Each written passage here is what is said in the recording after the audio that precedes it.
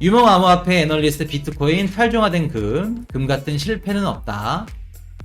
이제 암호화폐 이 애널리스트한테 이제 찬양자가 비트코인을 이제 디스를 했죠. 저격을 했죠. 그래서 이렇게 서로 싸우는 겁니다.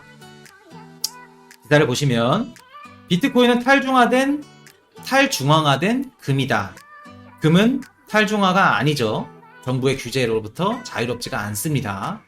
비트코인은 탈중앙화된 금이지만 금의 실패를 따르진 않을 것. 그러니까 금은 근본이제 해가지고 실패를 했죠. 자, 여기서 그러면 근본이제에 대해서 요거는 그냥 알고 계시면 좋습니다. 금에 대해서 자, 왜 우리가 금에 대해서 알아야 되냐면 지금 우리가 비트코인을 사는 이유가 뭐예요? 해지 수단 때문에 지금 비트코인을 사고 있죠. 근데 해지 수단 중에 비트코인 말고 두 가지가 더 있습니다. 그게 금이랑 은입니다. 자, 이렇게 세 가지가 있는데, 자, 금에 대해서 일단 거슬러 올라가 볼게요. 금은 언제부터 썼냐? 근본이제부터 시작을 합니다. 근본이제가 뭐냐? 금을 갖고 금이 이퀄 화폐인 겁니다. 금화본이제라고도 말합니다, 사람들은. 그러니까 금을 화폐로 쓴 거예요. 쉽게 말해서 우리가 뭐 물건을 사면은 금을 주고받았습니다, 예전에는. 근데 금이 무게가 상당히 많이 나가죠. 문제점들이 굉장히 많았어요. 일단은 무게가 너무 무거워서 이동하는 데나 휴대성이 너무 불편했습니다. 그리고 금을 갖고 있으면은 우리가 금 팔찌나 뭐 금 액세서리를 써도 나중에 이제 20돈을 구매를 했는데 나중에 팔 때 되면 19점 몇 돈 이렇게 막 됩니다. 금이 닳아서 마모되거나 아니면 금 화폐에 붙은 금을 조금씩 갈아가지고 모아서 되팔고 그런 사람들이 많았습니다. 뭐 그때 당시에는 머리가 굉장히 비상한 거죠. 그래서 문제점들이 굉장히 많았어요. 문제점, 무게, 화폐 훼손 이게 많았는데, 그래서 금화본이제가 이제 사라지고 생긴 게 금핵본이제입니다. 금핵본이제가 뭘까요?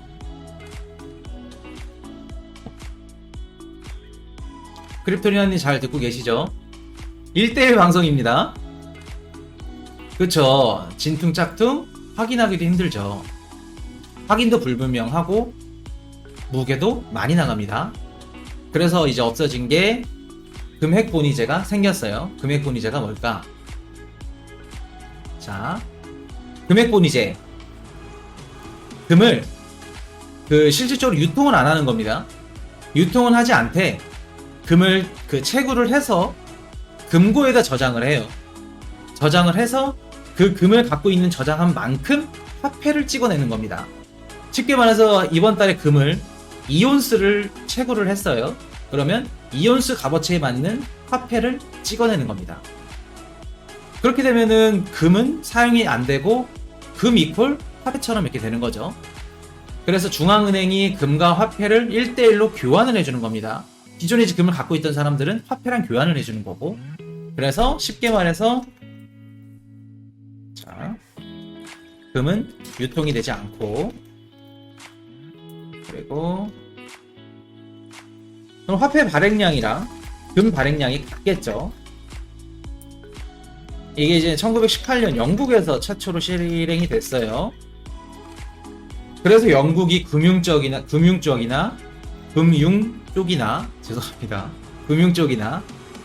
이런 쪽으로, 금융이나 이런데 미국이나 영국은 알아주죠. 은행이나 이런 쪽. 그래서 이때부터 영국은 발달이 됐었다라고 생각을 하시면 됩니다. 근데 이것도 굉장히 단점이 많았어요. 단점이 뭐였을까? 자, 첫 번째, 금을 채굴을 하는데 채굴한 속도가 달라요.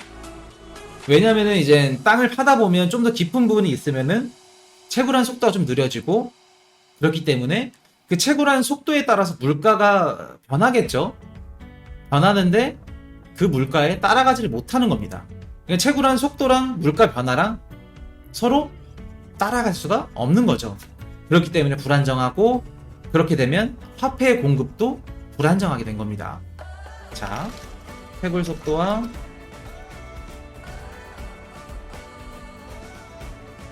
불안정. 두 번째, 뭐가 있을까요? 자원 낭비죠.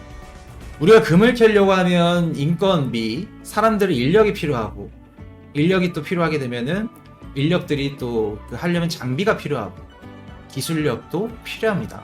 그렇게 되면은 자원이 다 들어갈 수밖에 없어요. 들어가게 되는데 금을 채굴을 해서 다시 은행에 금고에 보관을 합니다. 보관을 하게 되면 쉽게 말해서 금을 사용도 안 하는데 자원 낭비가 되겠죠. 그렇게 되기 때문에 금채굴, 은행 보관,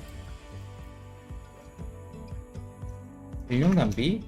인력 낭비라고는 하기는 좀 뭐하네요. 자원 낭비라고 하는 게 제일 맞겠네요.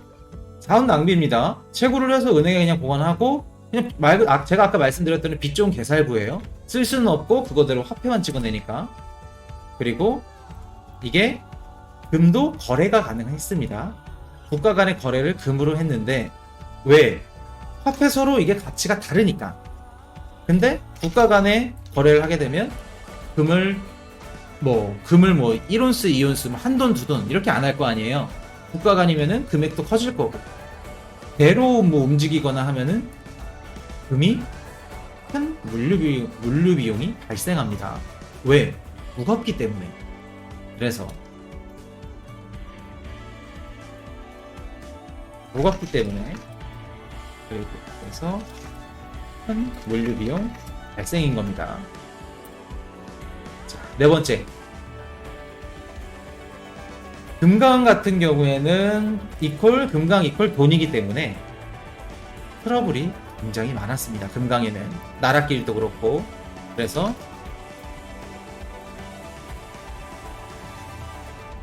빈번해졌죠. 이렇게 크게 네 가지 때문에 금액본이자가 없어졌습니다. 없어졌고, 이게 이제 언제 그렇게 됐냐?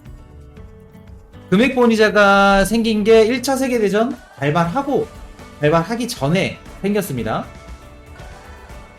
근데 금액본이자가 일시적으로 없어졌던 게 1차 세계대전이 발발하고 나서 전쟁을 하게 되니까 서로 화폐를 엄청 많이 찍어내겠죠. 이제 군사력도 그렇고 전쟁에 필요한 이제 그 자금을 대기 위해서. 그렇게 되니까 금 생산량이 화폐 생산량을 따라오지 못했습니다. 그래서 금액본이제를 일시적으로 폐지하게 됐죠. 그렇게 되고 화폐를 많이 찍게 되니까 인플레이션이 찾아오게 돼요. 지금 우리 화폐 많이 찍고, 메로나 때문에 화폐 많이 찍었죠. 지금 미국에서 화폐 찍은 게, 달러 찍은 게 지금 최근 1년 동안만 37%, 총 유통량의 공급량의 37%를 찍었다 그래요. 얼마 전에 6천 몇 조 찍는다고 바이든 정부에서 또 발표했죠. 지금 그 상황입니다. 화폐를 많이 찍어서 인플레이션이 찾아왔어요. 1차 세계대전이 끝나고 다시 이제 정부들은 근본이제를 살리려고 했겠죠. 그래서 화폐를 회수합니다. 근데 회수를 너무 많이 해서 오히려 인플레이션이 아니라 디플레이션이 찾아와요. 물가가 하락을 하게 된 거죠. 그래서 근본이제를 아예 포기한 겁니다. 포기하고 이제 그렇게 살아가는데, 2차 세계대전 후에 또 미국을 중심으로 브렌튼 우즈 체제에서 근본이제가 다시 시행이 됩니다.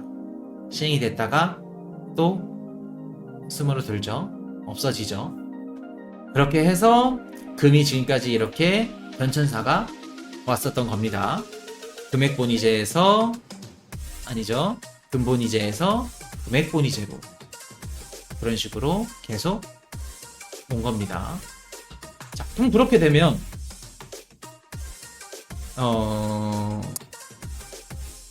궁금하신 분들이 있을 거예요. 요거는 제가 금이랑 비트코인이랑 이렇게 비교점, 차이점에 대해서는 제가 자세하게 영상을 그 제작을 해서 하나 올릴 겁니다. 올리기 전에 그래도 궁금하신 분들이 있을 수 있으니까 금과 비트코인 둘 중에 해지 수단 은은 추천 안 드립니다. 뭐가 더 낫냐?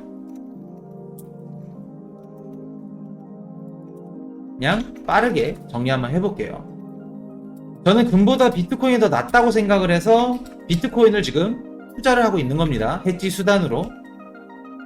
그리고 우리 코인이슈 가족분들도 해지 수단으로 하고 있는 거고, 비트코인을. 자, 비교를 합시다. 일단 휴대성. 비트코인 휴대성 용이해요. 블록체인 지갑 하나만 있으면 전 세계 어디든 가서, 해외 가서도 결제 바로 가능합니다. 근데 금 휴대성 불편해요. 떨어집니다. 우리가 지금 경제대공황이 터졌어. 지금 막 뭐 전쟁이 터질 수도 있고 경제대공황이 터졌습니다. 그럼 집에 금고에다가 금을 보관해요. 막 금덩이를 이렇게 막 무겁게 하는데 그거 다 짊어지고 싸들고 어딜 갈 겁니까? 갈 수가 없습니다. 휴대성 아예 떨어져요. 금을 갖고 가서 뭐 외국에서 금으로 결제를 한다? 뭐 10,000원짜리 밥을 먹었다고 칩시다. 금을 10,000원어치만 쪼개서 줄까? 말이 안 됩니다. 금 휴대성 너무 떨어집니다. 그리고 강도, 분실, 위험 너무 커요. 그럼 이렇게 말할 수 있어요. 비트코인은 위험, 분실 없냐? 있습니다. 근데 블록체인 나노엑스에다 넣어놓으면 본인이 비밀번호만 잊어버리지 않으면, 프라이빗 키만, 해킹 당할 확률 거의 없다고 보시면 됩니다. 본인 잘못만 아니면 금에 비해 안정성도 더 높습니다. 그리고 자, 그렇게 되면 투명성. 금은 투명할까요? 비트코인 투명합니까? 비트코인 투명합니다. 왜? 블록체인이라는 거대한 분산형 공공원장에 서로 기록을 하기 때문에 투명한 겁니다. 그래서 탈중앙한 거고. 자.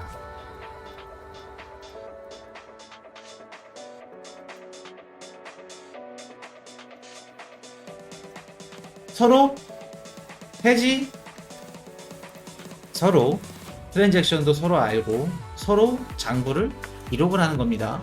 블록체인 같은 경우에는.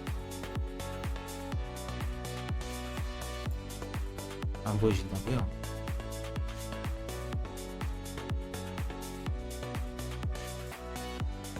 아, 투명해서 안 보임? 아, 난 또 여기 창이 안 보이신다고.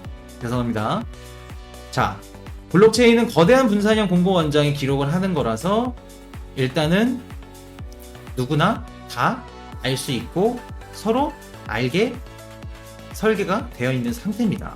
근데 금 같은 경우 국가에서 대차대조표 같이 우리가 금을 얼마나 보유하고 있다는 거를 뭐 분기별로 아니면 연별로 이렇게 보고를 합니다. 서로 하는데, 미국이 금을 예를 들어서 쉽게 말해서 10개를 갖고 있다고 칩시다.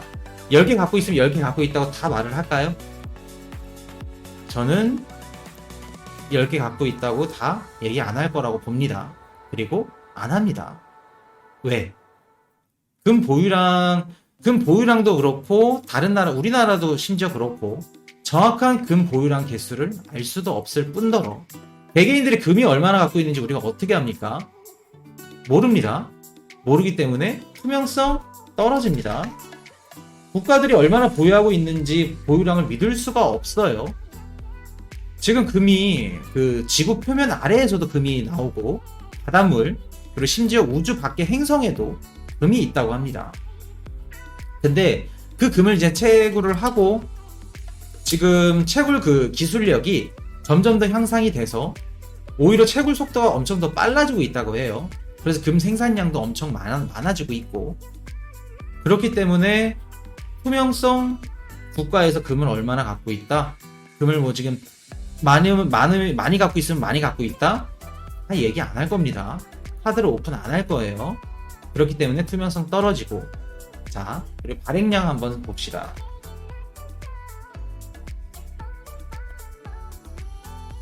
비트코인 발행량 2100만 개 한정입니다. 정해져 있어요. 근데 1850만 개 유통되어 있죠. 나머지는 채굴해야 되는 상황인 거고, 그리고 여기서 370만 개 20% 분실입니다. 그러면 1450만 개인가요? 60만 개인가? 하여튼 뭐 대충 유통됩니다. 그럼 우리가 실질적으로 지금 살 수 있는 게 1450만 개밖에 안 됩니다. 비트코인 개수가. 근데 금 발행량 모릅니다. 왜 모를까?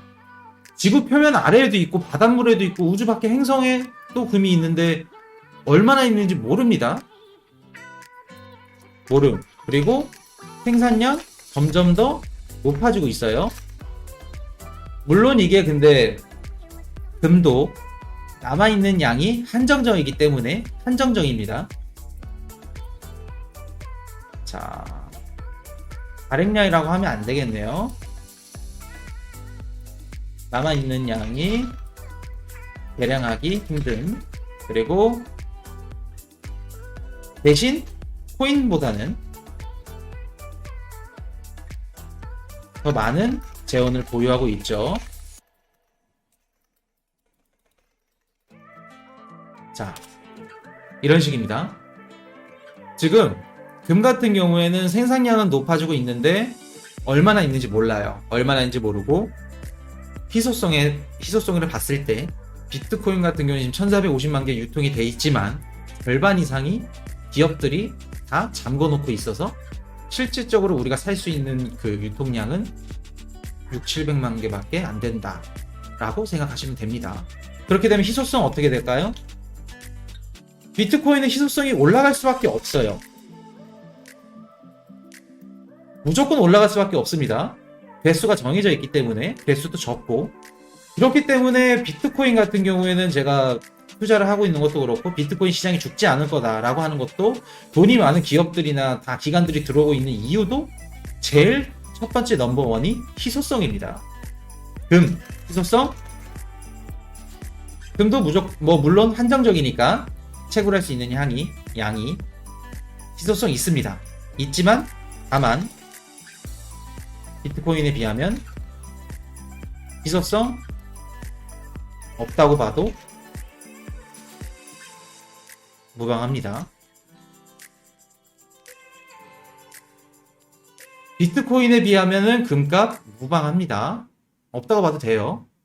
자, 그리고 제일 높은 거, 제일 중요한 거, 규제. 규제 어떻게 할까요? 비트코인 규제 어떻게 할까요? 규제? 비트코인 할 수 없습니다. 왜? 탈중앙하기 때문에. 물론 나라에서 규제는 할 수 있어요.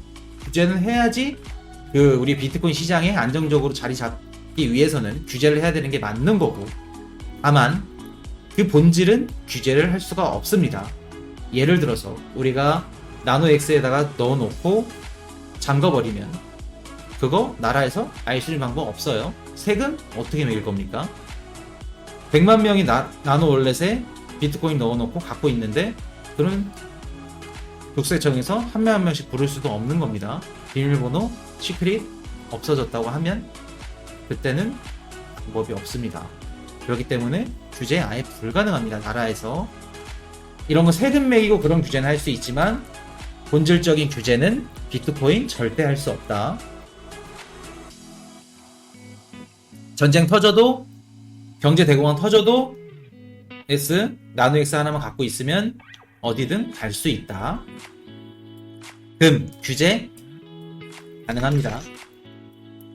자, 예를 들어서 1970년대까지는 미국에서 금을 개인이 소유를 할 수 없게 하는 법이 있었어요.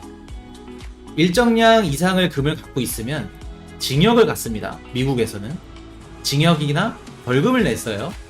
그럴 정도로 나라에서 금을 규제를 했고 갖고 있는 거를 못 갖게 하고 있었어요. 우리나라 외환금융위기 때도 금모으기 운동했죠. 그런 식으로 나라가 위험해지고 나라가 힘들어지면 일단 자산 올 수는 언제든지 있을 수 있습니다.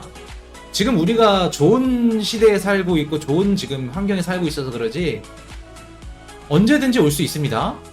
IMF 때처럼 나라가 망하고 그렇게 되면은 언제든지 금 모으기 운동도 그렇고 말이 좋아 운동이지 금 자산 몰수합니다. 나라 당장 망하게 생겼는데 금이나 이런 것들 다 몰수할 수 있어요. 그렇기 때문에 규제 가능합니다. 그리고 달러에 대치되는 게 이제 금이잖아요.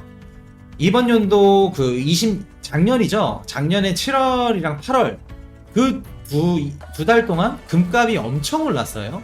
그래서 이제 그 상품 거래소에서 금이랑 은 이제 선물 증거금이라고 이제 설명을 하면 좀 긴데 하여튼 선물 증거금을 4차례나 미국 정부에서 올렸습니다. 4차례나 연속으로 올리는 거는 이례적인 거예요. 거의 있지도 않은 그런 건데 4차례나 올렸어요. 쉽게 말해서 미국 선물 증거금을 올리게 되면 상품 거래소에 이제 진입하는 그 금액이 높아지기 때문에 다 갖고 있는 금을 팔게 돼요. 그렇기 때문에 금값은 자연스럽게 낮아집니다. 그렇기 때문에 미국에서 그렇게 4차례나 연속으로 인상을 해서 결국 원하는 대로 금값이 떨어졌습니다. 떨어져서 금 시세가 어느 정도 맞춰졌고 달러 시세가 또 반등을 하는 경우가 있었어요. 그래서 이런 식으로 금도 다 규제를 합니다. 내일 단장 뭐 전쟁 나거나 경제 대공황 터져서 사람들 탁 뛰쳐나가는데 금 들고 백팩에다 금 메고 이렇게 금 들고 다니면 맞아 죽습니다.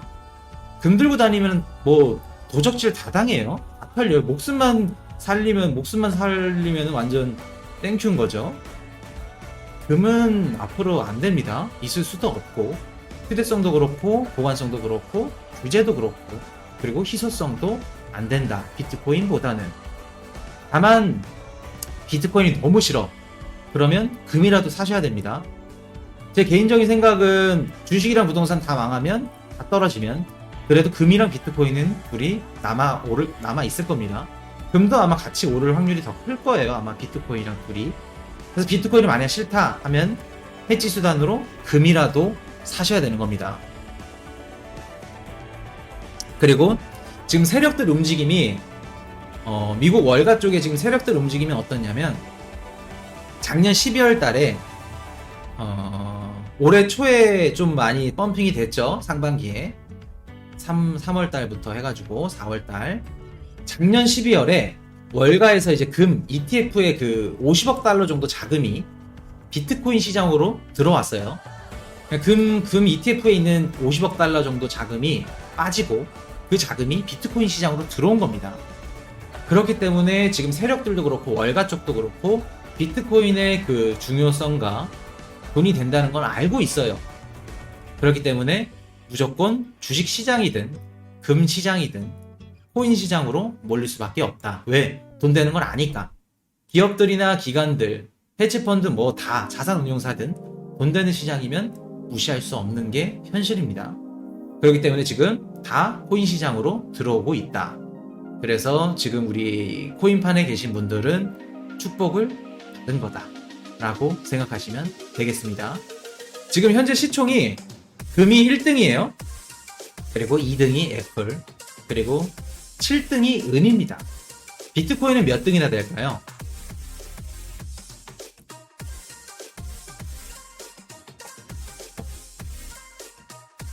비트코인은 지금 순위가 10등입니다. 금이랑 비트코인 지금 시가총액 그 차이가 한 20배 정도 난다고 해요. 근데 저는 비트코인이 금 시총을 뛰어넘는 거는 당연한 걸 떠나서 그럴 수밖에 없다라고 생각을 합니다. 개인적으로. 근데 지금 비트코인 가격이 얼마죠? 거의 한 3천만 원 후반대죠.